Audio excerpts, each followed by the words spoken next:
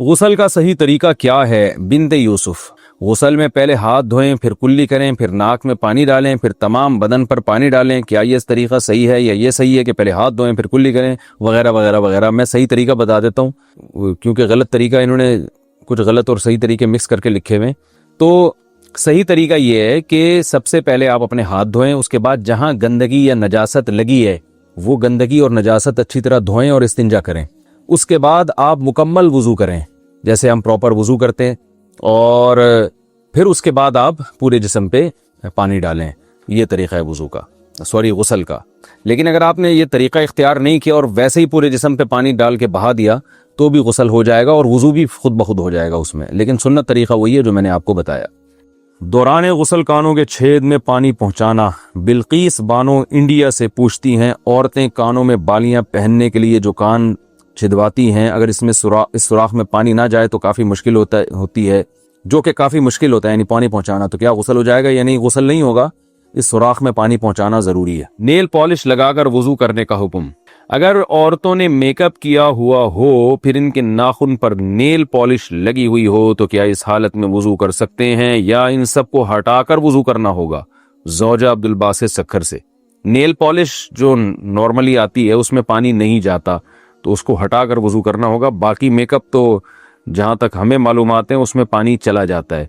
लेकिन अगर कोई ऐसा मेकअप है जिसकी बाकायदा तह जम रही है और उस पर पानी नहीं जा रहा, और उसका तरीका मैं बताते रहता हूँ कि कागज़ पे उसको लगाएं और देखें उसके अंदर पानी का टपका गिरा के पानी उसमें जज्ब होता है कि नहीं होता। अगर हो रहा है तो इसका मतलब वुजू हो जाएगा, नहीं हो रहा तो इसका मतलब कि चेहरे पर भी जब ये मेकअप लगा होगा तो पानी इसमें नहीं जा रहा। ऐसी सूरत में वुजू नहीं होगा, गुस्ल नहीं होगा। नेल पॉलिश का कुछ हिस्सा रह गया तो नमाज और गुस्ल का हुक्म। बिनते अब्दुल मुनीम कराची से। क्या अगर किसी हाइजा औरत ने नेल पॉलिश लगाई और पाक होने के बाद या 1-2 दिन के बाद देखा कि नेल पॉलिश का कुछ हिस्सा बाकी रह गया है तो क्या नमाजें और गुस्ल दोहराना होगा और रोज़े का क्या हुक्म है? जी हाँ, दोहराना होगा, क्योंकि इतना सभी अगर एक बाल के बराबर भी जगह खुश्क रह जाए तो ना वुजू होता है और ना गुस्ल होता है। गुस्ल के वक्त कान की बालियां उतारना ज़रूरी है क्या? है इसकी हालत में कानों में जो बालियां पहनी जाती हैं या नाक में पहना जाता है, क्या गुस्ल करते वक्त इसको धोना लाजमी है? बिनते इनायत डेरा इस्माइल खान। जी हाँ, धोना लाजमी है। अगर हिलाने से पानी अंदर पहुंच जाता है तो निकालना ज़रूरी नहीं है। अगर हिलाए बगैर, यानी वो जो नाक में है या कान में बाली है उसको निकाले बगैर सुराख में पानी नहीं पहुंचता तो फिर उसको धोना लाजिम है, यानी उसको खोलना और पानी पहुंचाना लाजिम है। वहमी ना बने, थोड़ा सा भी यूं करें तो पानी पहुंच जाता है आराम से। उसको हिला लें अच्छी तरीके से, बाली को, कानों में जो ख़वातीन की बालियां होती हैं, पानी का छींटा डाल के ना अच्छी तरह से बाली को हिला लिया जाए और पानी फेंका जाए तो पानी पहुंच जाता है। बाकी के बाद दोबारा खून आना। इंडिया से किसी ने पूछा है कि जी अगर हैज़ के दिनों में अच्छी तरह खून ना आए और पाकी हासिल करने के बाद फिर दोबारा खून शुरू हो जाए तो नमाज का क्या हुक्म है? किसी खातून को ब्लीडिंग आई जिन दिनों में आया करती थी और जो उनका टाइम था ब्लीडिंग के बंद होने का उसके बाद भी आती रही, तो 10 दिन से पहले पहले जब भी खून आएगा ना, 10 दिन से पहले पहले अगर वो खून बंद हो गया तो ये कंटिन्यू हैज ही का खून कहलाएगा। मैं इसको मिसाल से समझाता हूँ। देखिए, किसी खातून की आदत है 5 तारीख से लेके उनको 10 तारीख तक खून आता है। अगले महीने 5 तारीख को खून शुरू हुआ, 10 तारीख के बाद भी कंटिन्यू रहा, 11 तारीख को आया, 12 तारीख को आया, तो ये कंटिन्यू हैज ही है। अब अगर 15 तारीख से पहले पहले बंद हो गया तो इसका मतलब 10 दिन से पहले बंद हो गया, तो जितने दिन में बंद हुआ वो सारे दिन हैज ही के कहलाएंगे। 7 दिन में बंद हुआ तो 7 दिन हैज के। अगले महीने ये समझा जाएगा भाई इस खातून की आदत चेंज हो गई, अब 7 दिन हैज के हो गए। लेकिन खूब समझ लें, अगर किसी खातून की आदत थी 5 तारीख से लेके 10 तारीख तक हैज आने की, अब इस महीने क्या हुआ कि 5 तारीख से लेके 10 तारीख तक, फिर 11 को भी, 12 को भी, 13 को भी, 14 को भी, 15 को भी, अब 10 दिन हो गए। 10 दिन के बाद 16 को भी खून आया है, इसका मतलब 10 दिन से ज्यादा आ गया। तो 10 दिन से ज्यादा कभी भी हैज नहीं होता, तो ये इसकी अलामत होगी कि ये जो इनकी आदत थी ना 5 दिन खून आने की, वो तो खून के दिन कहलाएंगे। 5 दिन से ज्यादा जो खून आया है वो खून इस्तिहाजा का कहलाएगा। लिहाजा उसमें जो नमाजें इन्होंने छोड़ी हैं उनकी कज़ा इन पर लाजिम होगी। जैसे 5 तारीख को खून आया, 10 तारीख को बंद होना था, आदत इनकी यही थी कि 10 तारीख को बंद हो जाता था, इस दफा नहीं हुआ, तो अगर 10 दिन तक कंटिन्यू खून आता रहा, यानी 15 तारीख तक खून आता रहा और 15 तारीख से तजावुज कर गया, तो फिर یہ سمجھا جائے گا کہ یہ سارا اضافی خون یہ استحاضے کا ہے، یہ حیض کا نہیں ہے، لہذا ان 5 دنوں میں جو اضافی نمازیں چھوڑی ہیں انہوں نے، وہ نمازیں ان کو لوٹانی پڑیں گی، قضا کرنی پڑے گی۔ اور اگر 15 تاریخ سے پہلے بند ہو گیا تو اس کا مطلب کنٹینیو 10 دن سے زیادہ نہیں آیا، 10 دن سے پہلے بند ہو گیا تو وہ سارے حیضی کا خون کہلائے گا۔ تسہیل بہشتی زیور کتاب خواتین کو چاہیے گھر میں رکھیں حیض و نفاس کے مسائل سمجھنے کے لیے۔ حیض و نفاس کے مسائل ایک دفعہ اچھی طرح سے سمجھ لیں تو بہت اس میں خواتین کو مہارت ہو جاتی ہے۔ تو بہشتی زیور میں بڑے آسان انداز سے لکھے ہوئے ہیں حیض و نفاس کے مسائل۔ آج کل شرعی مسائل کی طرف لڑکیوں کی توجہ ہی نہیں ہے، ڈاکٹر بن رہی ہیں، انجینئر بن رہی ہیں، طہارت کے احکام اسلام تو آپ کو طہارت کے احکام بھی بتاتا ہے نا، تو آپ کو میڈیکل کالج میں تھوڑی بتائی جائیں گی یہ حیض و نفاس کے شرعی احکام کیا ہیں؟ تو یہ تو میڈیکل سائنس کا ٹاپک ہی نہیں ہے، نہ یہ آپ کو فزکس کیمسٹری میں یہ چیزیں سکھائی جائیں گی، یہ چیز شرعی احکام ہے۔ نماز کا طریقہ کیا ہے، غسل کا طریقہ کیا ہے، یہ ڈاکٹر تھوڑی بتائیں گے آپ کو۔ ڈاکٹر کی نظر میں تو ڈیٹول سے نہا لو، پانی سے نہا لو، ایک ہی بات ہے، دونوں میں جراثیم مر جاتے ہیں، لیکن اسلام یہ کہتا ہے آپ کو پانی سے نہانا پڑے گا، غسل پانی سے کرنا پڑے گا آپ کو۔ تو اس لیے حیض و نفاس کے مسائل خواتین سیکھیں، دینی تعلیم اتنی حاصل کرنا فرض ہے جس کا آپ کے روزمرہ کے شرعی مسائل سے تعلق ہے۔ طلب العلم فریضۃ علی کل مسلم و مسلمہ، نبی نے فرمایا کہ ہر مسلمان مرد اور عورت پر علم کا سیکھنا فرض ہے۔ تو اس کی تفسیر میں تشریح میں علماء کہتے ہیں آپ کو جن مسائل کی روزمرہ ضرورت پیش آتی ہے چاہے مرد ہو یا عورت، تو وہ علم آپ پر سیکھنا فرض ہے۔ تو حیض و نفاس تو خواتین کو واسطہ پڑتا ہے اس سے، تو لہذا ان پر لازم ہے کہ وہ یہ مسائل سیکھیں اور بہشتی زیور رکھ لیں۔ تسہیل بہشتی زیور، جامع ترشید نے بہشتی زیور کو آسان کر کے چھاپا ہے، وہ کتاب رکھ لیں، پھر کوئی بات سمجھ میں نہ آئے تو پھر علماء سے رجوع کریں۔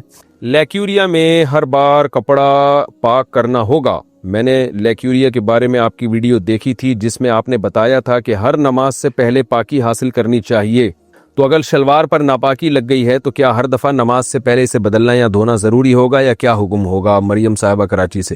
دیکھیں لیکیوریا میں اگر اتنی تھوڑی سی 1-2 قطرے شلوار پہ لگے ہیں، 1-2 قطرے، تو وہ تو اس کو تو دھونا ضروری نہیں ہے، کم سے کم 1 درہم کے بقدر، یعنی ہتھیلی کی جو گہرائی ہے نا اس کے بقدر اگر نجاست پھیل گئی ہے تو پھر اس کو دھونا لازم ہے۔ تو اندازے سے شلوار کو یا کوئی بھی جو بھی چیز پہنی ہوئی ہے اس کو اندازے سے آپ کا غالب گمان لگائیں کہ یار کہاں گندگی لگی ہوگی، تو وہ پلو پکڑ کے نلکے کے نیچے اتنا دھو کے رگڑ دیا جائے، تو بس پھر وہم نہ کیا جائے۔ یعنی یہ ضروری نہیں ہے، اگر جیسے شلوار پہ نجاست لگی جب آپ نے دھونے کے لیے گئے اس کو واش روم میں تو پتہ نہیں چل رہا کہاں لگی ہے، تو اندازے سے بھی دھو لیں گے کپڑا پاک ہو جائے گا۔ اسپیسیفک وہ جگہ ضروری نہیں ہے اگر آپ کو یاد نہیں ہے وہ، تو ایک غالب گمان، ایک اندازہ لگائیں کہ یہاں شلوار میں ناپاکی لگی ہوگی، اس کے بعد اس کو آپ نے تھوڑا سا پانی سے ایسے کر کے نلکا پہ پانی بہایا اور تھوڑا رگڑ کے نچوڑ دیا تو بہانے سے پانی جو ہے وہ پاک ہو جاتا ہے۔ کیا والدین کی نافرمانی سے مال میں برکت ختم ہو جاتی ہے؟ جی بالکل۔ دیکھیں قرآن مجید میں اللہ تعالیٰ کا ارشاد ہے کہ وَمَن يَتَّقِ اللَّهَ يَجْعَلْ لَهُ مَخْرَجًا وَيَرْزُقْهُ مِنْ حَيْثُ لَا يَحْتَسِبُ، جو اللہ سے ڈرتا ہے اللہ اس کو وہاں سے روزی دیتا ہے جہاں سے اس کا گمان بھی نہیں ہوتا۔ تو ظاہر ہے جو اللہ سے نہیں ڈرتا اس کے مال میں برکت ختم ہوتی ہے۔ آپ دیکھ لیں آج دولت کی ریل پیل ہے، اتنی پیسہ ہے، لیکن پھر بھی ہوس ختم نہیں ہوتی، اسی کو تو بے برکتی کہتے ہیں کہ دل میں تنگی محسوس رہتی ہے۔ تو ہر گناہ کا دنیا میں عذاب ملنا ضروری نہیں ہے، لیکن علماء کہتے ہیں کہ والدین کی نافرمانی کا دنیا میں بھی اللہ تعالیٰ عذاب دیتا ہے اور دنیا میں ہی برکت اس کی ختم ہو جاتی ہے۔ نبی صلی اللہ علیہ وسلم نے فرمایا، بخاری کی حدیث ہے، من احب ان ينسأ له في اثره فليصل رحمه، جو چاہتا ہے کہ اللہ اس کی عمر میں برکت دے تو وہ رشتے کو جوڑے۔ تو رشتوں میں تو سب سے پہلے ماں باپ کا رشتہ ہے، تو یہ تو عمر میں برکت کے لیے، لیکن ظاہر ہے عمر میں برکت کا مطلب کیا ہے کہ برکت کا ذریعہ ہے یہ چیز، تو سب سے زیادہ انسان عمر میں برکت چاہتا ہے، اس لیے عمر کا تذکرہ کیا۔ پیسے کی برکت تو عمر کی برکت سے کم درجے کی چیز ہے۔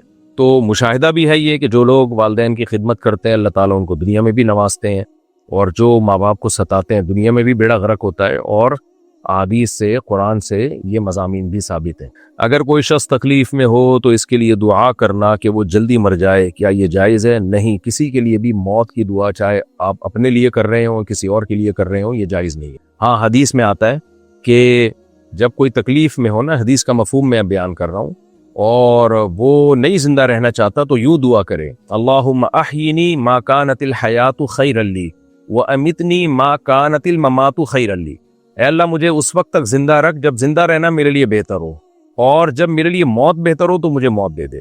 یعنی متعین کر کے یوں دعا نہ مانگے کہ اللہ مجھے موت دے دے، اللہ مجھے موت دے دے، یہ نہ دعا مانگے، یہ جائز نہیں ہے۔ یہ دعا مانگے اللہ جب تک میرے لیے زندگی بہتر ہے مجھے زندہ رکھ، اور جب میرے لیے موت بہتر ہو تو مجھے موت دے دے۔ تو اس طرح یعنی کہ جو بہتر ہو اللہ وہ مقدر کر دے میرے، اس طرح سے دعا مانگی جا سکتی ہے جب زیادہ پریشانی ہو۔ باقی پریشانیوں میں بھی صبر سے بہت اجر ملتا ہے۔ اللہ ہم سب کو مصیبتوں سے پریشانیوں سے محفوظ رکھے، لیکن یہ کہ اگر کوئی پریشانی آئے تو اس میں صبر سے جو اجر ملتا ہے تو وہ اجر حدیث میں آتا ہے جب قیامت کے دن انسان دیکھے گا تو کہے گا کہ میں نے وہ اعمال تو کیے نہیں تو اللہ نے مجھے اتنا نوازا کیسے ہے؟ تو اللہ کہے گا تو نے فلاں مصیبت پہ صبر کیا تھا، فلاں مصیبت پہ صبر کیا تھا جس کی وجہ سے میں نے تجھے اجر دیا۔ تو وہ کہے گا کہ کاش میری زندگی مصیبتوں میں ہی گزری ہوتی۔ اس لیے کافر کے لیے مصیبت کا کانسیپٹ ایک الگ ہے، مسلمان کے لیے پریشانی اور مصیبت کا ایک الگ تصور ہے۔ کافر لوگ تو یہی کرتے ہیں، وہاں میں نے دیکھا ہے مغربی ممالک میں ڈاکٹرز ہوتے ہیں جن کا کام ہوتا ہے، اسپیشلسٹ ہوتے ہیں کہ جو مرنا چاہتا ہے اس کو ٹیکا لگا کے مار دیا جائے، یعنی جو بہت سخت اذیت میں پیشنٹ ہوتے ہیں تو ان کو ایسے ڈاکٹروں کو ڈاکٹر ڈیتھ کہا جاتا ہے کہ مارنے والے ڈاکٹر۔ تو وہاں ہوتا ہے کہ بھائی زندگی سے مایوس ہو گئے اور تکلیف میں بہت ہیں تو ڈاکٹر آ کے آرام سے سلا دیتا ہے آپ کو ٹیکا لگا کے، چلو وہی نکل لو پتلی گلی سے۔ تو کافر لوگ کہتے ہیں ہم زندہ رہنے کا فائدہ کیا جب تکلیف ہی تکلیف ہے۔ تو یہ کافر تو سوچ سکتا ہے جو سمجھتا ہے کہ موت کے بعد زندگی نہیں ہے، لیکن مسلم کے لیے ایسا نہیں ہے۔ آپ اگر تکلیف میں ہیں تو بھی آزمائش ہے آپ کی، آپ صبر کرتے ہیں، چیخو پکار تو ایک نیچرل چیز ہے، تکلیف میں ہائے ہوئے کرنا یہ صبر کے خلاف نہیں ہے، یہ تو قدرتی طور پہ فطری طور پر انسان کمزور ہے تو ظاہر ہائے ہوئے تو کرے گا اعتدال کے ساتھ۔ تو بس زبان سے اللہ کی شکایت نہ کرے، اللہ کو برا بلا نہ کہے معاذ اللہ۔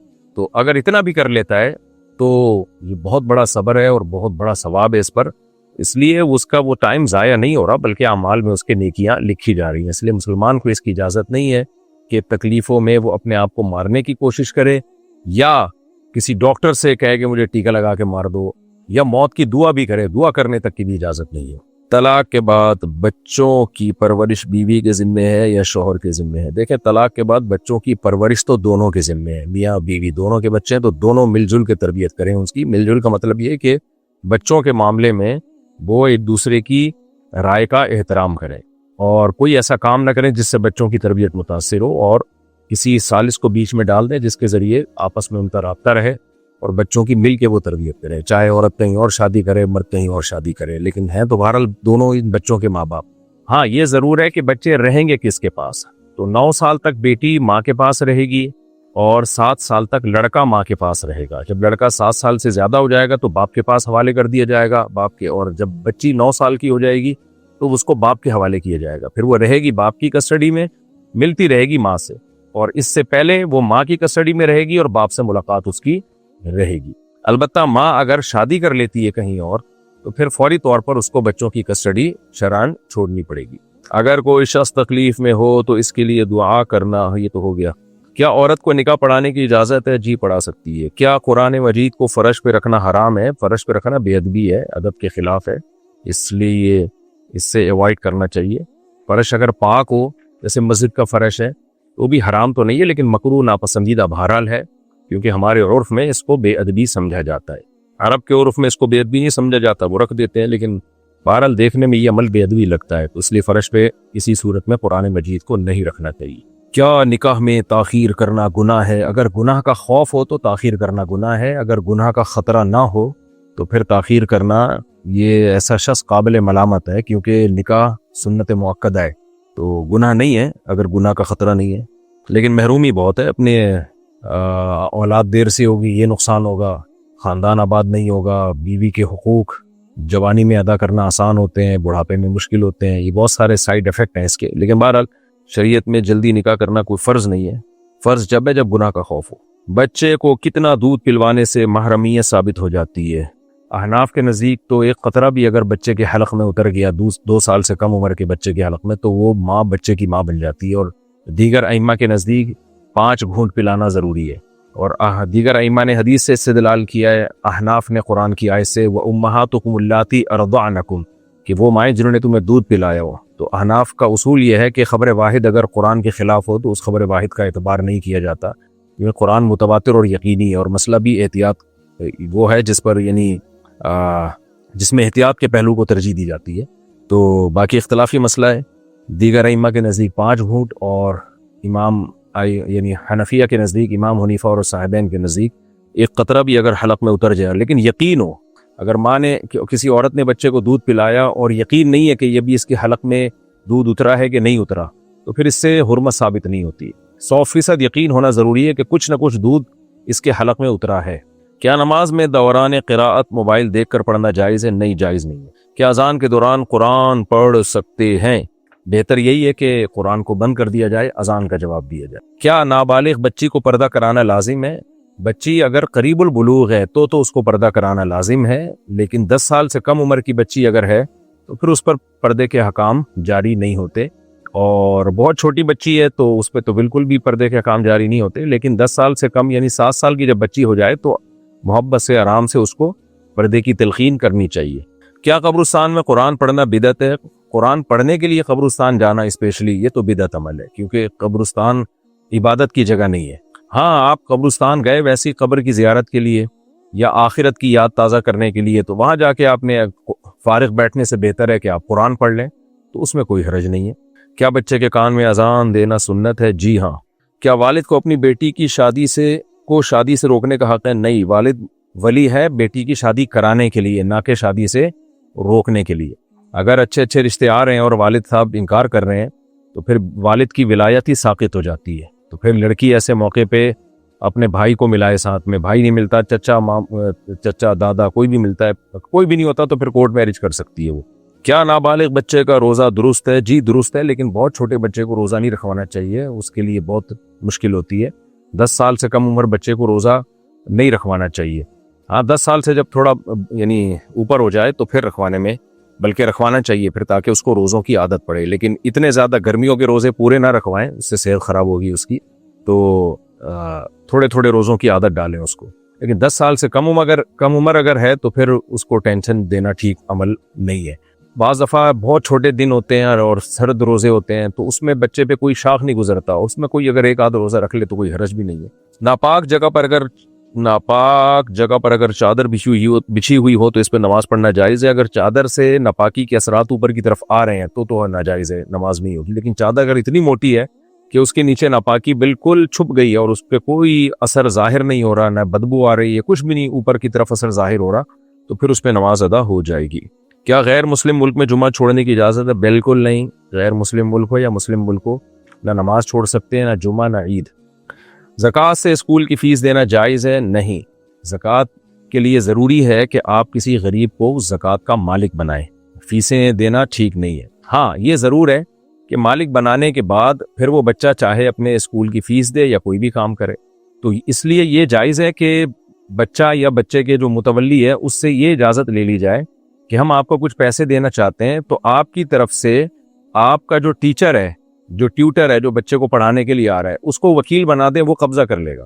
تو اس طرح سے فیس دینا جائز ہے، وہ اصل میں بچے کی ملکیت میں دے رہے ہیں، تو بچے کے ہاتھ سے گھوم کے بھی ٹیچر کے پاس ہی جانی تھی، تو آپ نے ان کی اجازت سے ڈائریکٹ ٹیچر ہی کو پکڑا دی، تو اس طرح سے زکوٰۃ دینا جائز ہے، اس میں کوئی حرج نہیں یہ، لیکن پیشگی اجازت لینی پڑے گی بچے اور اس کے ولی سے۔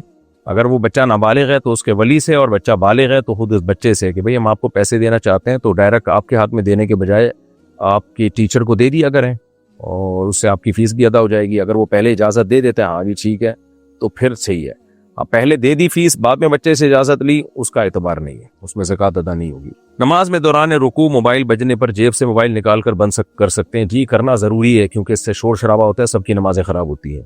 کیا عورت کو اپنی بہن کے شوہر سے پردہ کرنا لازم ہے؟ بالکل 100% لازم ہے، بہنوئی بالکل نامحرم ہے، اور سوسائٹی میں بڑے فسادات ہوتے ہیں اس سے۔ ویسے بھی شریعت نے حکم دیا ہے عورت کو کہ وہ دیور سے، بہنوئی سے، جیٹ سے سب سے پردہ کرے، تو لازم ہے اس پہ۔ نابالغ بچہ اگر والدین کی غلطی سے مر جائے تو دیت ہوگی؟ جی ہاں دیت ہوگی۔ جیسے بعض دفعہ چھوٹا بچہ ہوتا ہے، ماں کروٹ لیتی ہے تو بچے کے اوپر آ جاتی ہے، اس سے بچے کی موت واقع ہو جاتی ہے، ایسے واقعات آئے ہیں ہمارے علم میں۔ تو ماں یا باپ کی کسی بھی غلطی سے بچہ مر گیا تو ماں پر 60 روزے بھی لگاتار رکھنا واجب ہے کفارے کے طور پہ، اور بچے کی دیت بھی واجب ہے۔ تو دیت جو وہ دے گی تو بچے کے باپ کو اور دوسرے رشتہ داروں کو دے گی، وہ ضرورت پڑنے پر وہ مسئلہ پوچھا جا سکتا ہے کس کو دے گی۔ لیکن یہ قتل خطا کی دیت ہے جو قسطوں میں ادا کی جاتی ہے، اور اکیلی ماں پر نہیں ہوگی بلکہ یا اکیلے باپ پر نہیں ہوگی، بلکہ دیکھا جائے گا کہاں جاب کرتے ہیں یہ، تو اس کے جو بھی وہاں اس کے ساتھ یعنی عاقلہ جنہیں کہا جاتا ہے، تو اس کی تفصیل تو کوئی پوچھے گا تو ہم بتائیں گے، کیونکہ اس میں لوگوں کے حالات ڈیفرنٹ ہوتے ہیں، تو ہر شخص کے عاقلہ دوسرے سے ڈیفرنٹ اور مختلف ہو سکتے ہیں۔ تو ابھی تو میرا صرف بتانے کا مقصد یہ ہے کہ اس اکیلی پر نہیں ہوگی ماں پر، یعنی اس دیت کو ڈیوائیڈ کیا جاتا ہے۔ جو قتل خطا غلطی سے کوئی بندہ آپ سے مر جائے نا، تو شریعت میں دیت اکیلے قاتل پر نہیں ہوتی بلکہ اس کے ساتھ تعاون بھی کیا جاتا ہے۔ اکیلے قاتل پر کیا ہوگا، وہ 60 روزے ہوں گے لگاتار جو کفارے کے طور پہ رکھنے پڑیں گے۔ کیا نماز کے دوران آنکھیں بند کرنا مکروہ ہے؟ جی مکروہ ہے، خلاف سنت ہے۔ کیا عورت کا بلند آواز میں ہنسنا گناہ ہے؟ اتنی بلند آواز میں کہ غیر مردوں کے کان میں اس کی آواز جا رہی ہے، یہ تو ٹھیک عمل نہیں ہے، جائز عمل نہیں ہے۔ اور اگر ویسے گھر میں ہنس رہی ہے تو وہ جانے، اس کے ابا اماں جانے، اس کا میاں جانے۔ باقی نبی صلی اللہ علیہ وسلم کی سنت یہی ہے کہ آپ بہت زیادہ کھلکھلا کے ہنسا نہیں کرتے تھے۔ تو جو اخلاقیات کے زیادہ قریب ہے جو بات، وہ یہی ہے کہ مرد ہو یا عورت ہو، بہت زیادہ کھلکھلا کے ہنسنا یہ بہرحال خلاف سنت ہے۔ کیا شوہر کو بیوی پر ہاتھ اٹھانے کی اجازت ہے؟ بیوی پر ہاتھ اٹھانا ایک بڑی غیرت کے خلاف بات ہے۔ البتہ یہ ضرور ہے کہ قرآن مجید نے اگر کوئی عورت بیسک اور بنیادی چیزوں میں بھی شوہر کی اطاعت نہیں کر رہی ہے تو پھر اللہ نے اس کو فرما بردار بنانے کے لیے 3 اسٹیپ بیان کیے ہیں۔ پہلا اسٹیپ تو یہ ہے کہ عظوہن، ان کو محبت سے آرام سے نصیحت کرو۔ دوسرا اسٹیپ یہ ہے کہ پھر بھی اگر وہ نہیں مانتی، آپ کی جائز چیزوں میں اطاعت نہیں کرتی، تو بستر الگ کر دو، اسے روٹھ جاؤ، ناراض ہو جاؤ۔ پھر بھی اگر وہ نہیں مانتی تو وضربوہن، پھر ان پر ہاتھ اٹھا سکتے ہو اعتدال کے ساتھ۔ تو یہ اللہ نے اجازت دی ہے۔ وجہ اس کی ہے کہ مرد گھر کا سربراہ ہے۔ اب غیر مسلم لوگوں کے ہاں میاں بیوی کے برابر حقوق ہیں، تبھی ان کا خاندانی نظام چلتا ہی نہیں ہے۔ یہ لوگ کہتے ہیں گرل فرینڈ رکھ لو، وہ زیادہ بہتر ہے بیوی رکھنے سے۔ تو اب دیکھ لو پھر وہی زنا اتنا سوسائٹی میں عام ہو گیا، حرام بچے پیدا ہو رہے ہیں، وہ گدھوں گھوڑوں والی زندگی بن چکی ہے۔ تو اسلام کہتا ہے کہ جیسے ایک اسٹیٹ کا سربراہ ہوتا ہے تو سربراہ کی اطاعت ماتحتوں پر لازم ہوتی ہے، غلام نہیں ہوتے ماتحت سربراہ کے، خوب سمجھ لیں۔ جو جیسے کوئی بھی ملک کا سربراہ ہے تو ہم لوگ اس کے غلام تھوڑی ہیں، البتہ ماتحت ضرور ہیں۔ تو جب وہ ملک کو چلانے کے لیے یا مینجمنٹ کے لیے کوئی لا بنائے گا تو اگر اس لا کو توڑا جائے گا تو پنشمنٹ ملے گی۔ تو یہ انسانیت کے خلاف نہیں ہے، اس کو وہ پنشمنٹ ہوگی، سزا ہوگی۔ آپ دیکھیں دن رات حکومت اپنے قانون توڑنے پر کبھی جرمانے لگا رہی ہوتی ہے، کبھی جیل میں بھیج رہی ہوتی ہے، کبھی جو ہے وہ ٹارچر کیا جا رہا ہوتا ہے۔ تو یہ سب کچھ ہوتا ہے۔ تو اس طرح مرد بھی گھر کا سربراہ ہے۔ اگر عورت جائز چیزوں میں بھی اس کی اطاعت نہیں کرتی ہے، اور وہ جائز چیزوں کا مطلب ہر جائز چیز نہیں، یعنی وہ چیزیں جن کی اطاعت نہ کرنے سے شوہر کو نقصان ہو رہا ہے، تو ایسی چیزوں میں شوہر اس پر ہاتھ تیسرے اسٹیپ میں اٹھا سکتا ہے، تو یہ جائز ہے۔ البتہ یہ ضرور ہے کہ شریعت نے اس عمل کو پسندیدہ بہرحال قرار نہیں دیا۔ یہی وجہ ہے کہ نبی کریم صلی اللہ علیہ وسلم نے اپنی کسی زوجہ پہ کبھی بھی ہاتھ نہیں اٹھایا۔ کیا فوت شدہ کے لیے ایصال ثواب کرنا صحابہ سے ثابت ہے؟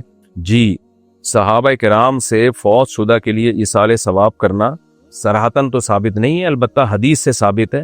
نبی صلی اللہ علیہ وسلم سے ایک صحابی نے پوچھا کہ میں اپنے والد، ایک روایت میں والدہ کا تذکرہ ہے کہ ان کا انتقال ہو گیا تو میں ان کی طرف سے صدقہ کروں؟ آپ نے فرمایا ہاں۔ تو ظاہر ہے صحابی نے کرنے کا ارادہ ہی کیا ہوگا نا ایصال ثواب، تبھی تو نبی صلی اللہ علیہ وسلم نے فرمایا۔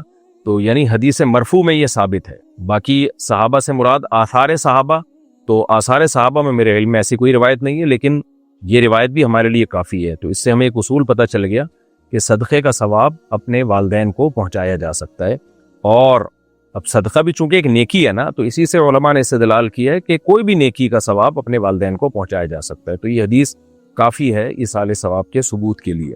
کیا عورت کو جنازے کے ساتھ قبرستان جانا جائز ہے؟ نہیں جناب، عورت کے لیے ٹھیک نہیں ہے جنازے کے ساتھ قبرستان جانا۔ اسلاف میں اس کی کوئی نظیر، کوئی مثال نہیں ملتی، اور بالفرض اگر اکا دکا کہیں ہوگی بھی تو اس کو فالو نہیں کیا گیا۔ تو عورت کا گھر میں رہنا، بلکہ بہت سے علماء تو اس کے بھی قائل نہیں ہیں کہ انتقال کے بعد قبرستان بھی جائے وہ اپنے والد یا شوہر کی قبر پہ۔ گو کہ گنجائش ہے زندگی میں ایک آدھ دفعہ جانے کی پردے کے ساتھ، لیکن جنازے کے ساتھ جانا ٹھیک نہیں ہے۔ کیا بچوں کے کھلونوں میں گڑیا رکھنا جائز ہے؟ جائز نہیں ہے۔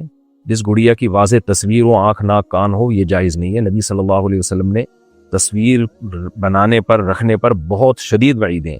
بعض لوگ استدلال کرتے ہیں کہ سیدہ عائشہ رضی اللہ تعالیٰ عنہ کے پاس بچپن میں گڑیا تھی، تو دیکھیں جب بہت ساری حدیثوں میں تصویر کی ممانعت ہے، ہر طرح کی تصویر کی، چاہے وہ گڑیا ہو یا بت ہو، تو اگر کوئی روایت ہمیں ملتی ہے تو فوراً ایز اٹ از اس روایت کو نہیں لیا جاتا، کیونکہ ہمیں نہیں پتا کہ اس گڑیا کا چہرہ واضح تھا یا نہیں تھا۔ عرب کا کلچر تھا، چھوٹی بچیوں کے پاس گڑیا ہوتی تھی، تو جیسے سادہ سی گڑیا، جیسے سر ہے اس کا، پاؤں ہے اس کے، اس طرح کی گڑیا ہو سکتی ہے کہ وہ اس طرح کی گڑیا ہو، تو اتنی واضح متواتر احادیث کو اس ایک روایت کی وجہ سے چھوڑا نہیں جائے گا۔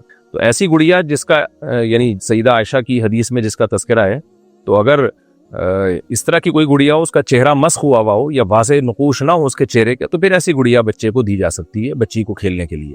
تو کیونکہ اس حدیث میں وضاحت نہیں ہے کہ اس گڑیا کا چہرہ واضح تھا یا نہیں تھا، کیونکہ کھلونوں والی گڑیاں اس دور میں، اس میں کیا یہ یقین سے کہا جا سکتا ہے اس کے نقوش بالکل واضح تھے یا نہیں تھے۔ آج کل کی جو گڑیا تو بالکل واضح انسان کی طرح ہوتی ہے، اس لیے ہم بھی اپنے بچیوں کو جب گڑیا دلاتے ہیں تو گڑیا کو میں اس کے چہرے کو خراب کر دیتا ہوں، یعنی اس کے چہرے کو مس کر دیتے ہیں، تو بچی کے لیے اتنا بھی کافی ہوتا ہے کھلونے سے کھیلنے کے لیے، تو پھر وہ کھیلتی رہے اس سے۔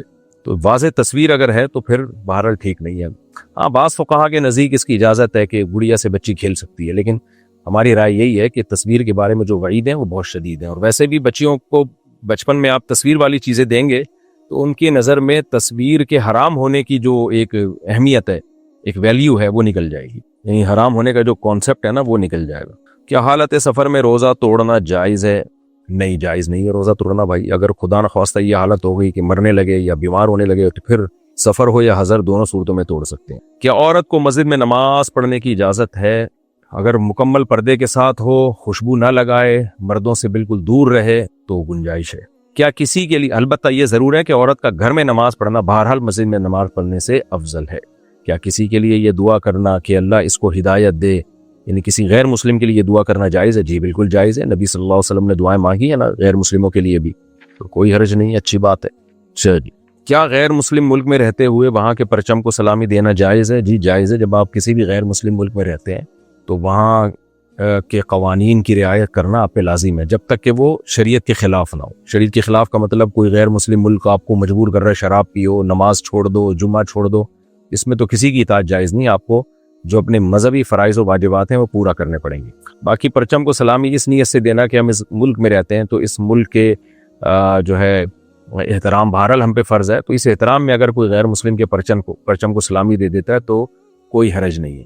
ہاں، ظلم میں کسی کا ساتھ نہ دیا جائے، چاہے مسلم ملک ہو یا غیر مسلم ملک۔ آپ کا کنٹری اگر کسی پہ ظلم کرتا ہے تو ظلم میں کسی کا ساتھ دینے کی بھی شرعاً اجازت نہیں ہے۔ کیا نابالغ بچی کا نکاح اس کی مرضی کے بغیر جائز ہے؟ نابالغ بچی کا نکاح ناپسندیدہ کام ہے شریعت میں، شریعت نے اس کی اجازت دی ہے، اور اس اجازت میں ضرورت کے وقت کہ بعض دفعہ یہ خطرہ ہوتا ہے کہ اگر اس بچی کا بھی نکاح نہ کیا تو رشتہ ہاتھ سے نکل جائے گا اور دوبارہ ایسا رشتہ ملے گا نہیں، تو پھر ایسی کنڈیشن میں شریعت نے اجازت دی ہے کہ لڑکی کا جو باپ ہے وہ بیٹی کے فائدے کو سامنے رکھ کر اس کا نکاح کر سکتا ہے، رخصتی بالغ ہونے کے بعد کی جائے تو۔ لیکن اس میں اگر لڑکی کے باپ نے کے بارے میں یہ ثابت ہو گیا کہ اس نے بیٹی کا فائدہ سامنے نہیں رکھا، اپنا فائدہ سامنے رکھا ہے، بعض دفعہ یہ ہوتا ہے چھوٹی بچیوں کو بڑی بڑی عمر کے آدمیوں سے نکاح کر دیا جاتا ہے پیسوں کی خاطر، تو اگر باپ نے اپنا فائدہ سامنے رکھا ہے تو پھر وہ کورٹ سے وہ نکاح ختم کیا جائے گا اور وہ نکاح کالعدم شمار ہوگا۔ لیکن اگر ایسا نہیں ہے، باپ نے بچی کا فائدہ سامنے رکھ کے نکاح کیا ہے اور تو پھر وہ نکاح ویلڈ ہوگا شریعت کی نظر میں، پھر اس میں بچی کی رضا ضروری نہیں کیونکہ نابالغ ہے، اس کی اپنی رضا کا شرعاً اعتبار نہیں ہے۔ لیکن یہ بہرحال ذہن میں رکھیں کہ نابالغ بچی کا نکاح شریعت میں پسندیدہ نہیں ہے، بالغ ہونے کے بعد نکاح کی اجازت ہے، ترغیب ہے بالغ ہونے کے بعد، اور اس میں بچی کی رضا بھی پھر پوچھی جائے گی کیونکہ بالغ ہونے کے بعد وہ اپنی متولی بن چکی ہے اپنی ذات کی، تو نابالغ بچے کا نکاح ضرورت کے وقت ہی اس آپشن کو استعمال کرنا چاہیے۔ کیا والدین کو جائیداد سے کیا مطلب حق کر سکتے ہیں؟ آق ہوگا میرا خیال ہے، نہ والدین اولاد کو جائیداد سے آق کر سکتی ہے، نہ اولاد والدین کو جائیداد سے آق کر سکتے ہیں، کوئی بھی کسی وارث کو آق نہیں کر سکتا، آق کا مطلب محروم۔ کیا مرد کو بیوی کے زیورات پر زکوٰۃ دینا لازم ہے؟ نہیں جناب، ہر شخص پر اپنے مال پر اپنی چیزوں پر اپنے پیسوں سے زکوٰۃ واجب ہوتی ہے، البتہ شوہر اگر بیوی کے زیور کی زکوٰۃ دے دے اس کی اجازت سے، اس کو بتا دے تو پھر ہو جائے گی زکوٰۃ، شوہر پہ لازم تو نہیں ہے لیکن زکوٰۃ ادا ہو جائے گی، لیکن شوہر نے بتائے بغیر زکوٰۃ دے دی اور بعد میں بیوی کو بتایا تو پھر زکوٰۃ ادا نہیں ہوگی۔ کیا حالت سفر میں جمع بین الصلاتین حنفی فقہ میں جائز ہے؟ جمع بین الصلاتین جس کا حدیثوں میں تذکرہ ملتا ہے وہ اس طرح سے ہے کہ ظہر کو عصر کے قریب لے جا کے پڑھا جائے اور جیسے ہی عصر کا وقت داخل ہو فوراً عصر بھی پڑھ لی جائے، تو حدیثوں میں اسی طرح سے جمع کا تذکرہ ملتا ہے جو حدیثیں صحیح ہیں۔ اسی طرح مغرب کو عشاء کے قریب لے جایا جائے مغرب کی نماز جیسے ہی ختم ہو تھوڑی دیر میں عشاء کا وقت داخل ہو اور عشاء کی نماز پڑھ لی جائے. اس طرح سے جمع بین الصلاتین احناف کے نزدیک جائز ہے اور حدیثوں میں اسی طرح ملتا ہے. یہ جو صحیح مسلم کی حدیث ہے نا کہ عبداللہ بن عمر نے عشاء کے وقت میں جمع کیا ہے نماز کو, تو عشاء کے وقت کا مطلب یہ ہے کہ مغرب کو آخر وقت میں پڑھا, اور بخاری کے الفاظ ہیں تلبس یسیرا, تھوڑی دیر آپ ٹھہرے اور پھر آپ نے عشاء پڑھی, اور اس طرح سے عشاء کے وقت میں جمع کا عمل کمپلیٹ ہوا ہے. تو بعض لوگوں نے اس سے استدلال کیا دیکھو عشاء کے وقت کے اندر جا کے جمع کیا ہے. تو ایسی کوئی ہمارے پاس صریح اور صحیح روایت نہیں ہے جس میں آتا ہو کہ ایک نماز کو دوسرے وقت کے اندر مؤخر کر کے پڑھا گیا ہو, یا ایک نماز کا وقت ابھی شروع ہی نہیں ہوا اور پچھلی والی نماز کے ساتھ اس کو پڑھ لیا گیا ہو.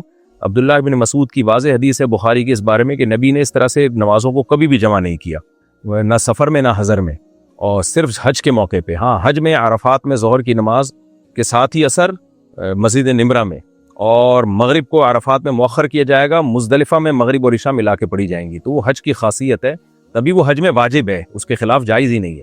لیکن سفر میں اس طرح سے تو جمع بین الصلاتین ثابت ہے, اور اس طرح سے کہ ظہر کے وقت میں ہی اثر پڑھ لی جائے یا عصر کے وقت کو داخل ہونے کے بعد ظہر پڑھی جائے, اس کا ذکر اگر کسی صریح روایت میں ملتا ہے تو وہ سند کے لحاظ سے ٹھیک نہیں ہے وہ روایت, اور اگر کوئی روایت سند کے لحاظ سے ٹھیک ہے تو وہ اپنے موضوع پر صریح نہیں ہے, وہ واضح نہیں ہے. اس بارے میں بخاری اور مسلم کی روایات بہت واضح ہیں, اور ان سے یہی پتہ چلتا ہے کہ صورتاً نبی نے جمع کیا, یعنی ظہر کو عصر کے قریب لے جا کے, ظہر کو آخری وقت میں اور پھر عصر کو اول وقت میں, اور مغرب کو عشاء کے قریب لے جا کے مغرب کو آخر وقت میں اور عشاء کو اول وقت میں. اور یہ صرف سفر کی خاصیت نہیں ہے, کسی بھی مجبوری میں اس طرح سے نماز کو جمع کیا جا سکتا ہے. ویسے بھی شریعت نے سفر میں جب 4 کی 2 کر دی ہے نا, تو وہ اس لیے ہے کہ ہر نماز اپنے وقت پہ پڑھی جائے. اور علامہ ابن حزم رحمہ اللہ نے کہ تو واضح طور پہ فرمائے, اتنے بڑے محدث تھے وہ, اور تھے بھی اہل ظاہر.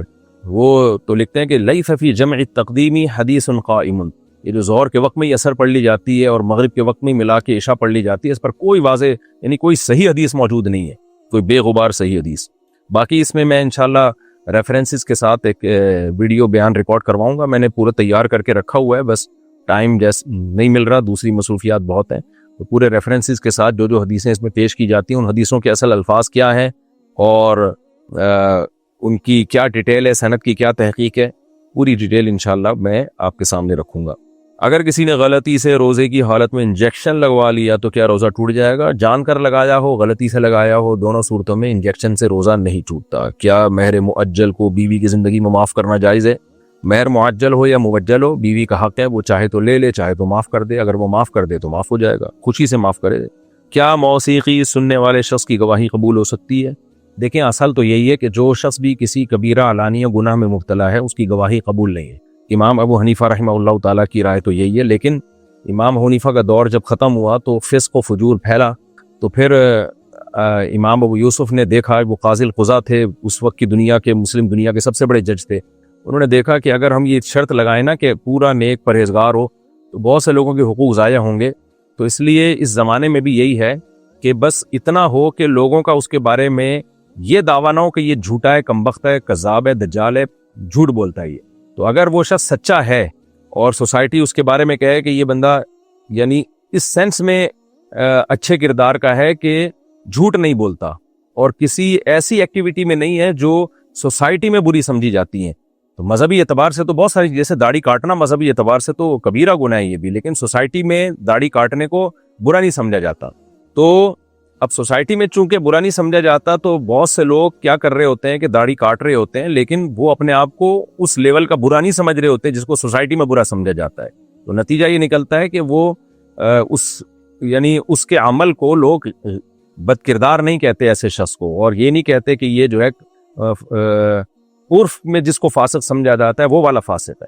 تو لمبی بحث ہو گئی, خلاصہ یہی ہے کہ اگر لوگ اس کے بارے میں کہیں کہ یہ آدمی پیسوں کے لین دین میں ٹھیک ہے اور جھوٹ نہیں بولتا, تو ایسے شخص کی گواہی کو قبول کر لیا جائے گا, چاہے وہ داڑھی کاٹتا ہو, چاہے وہ نماز چھوڑ دیتا ہو, چاہے وہ موسیقی سنتا ہو.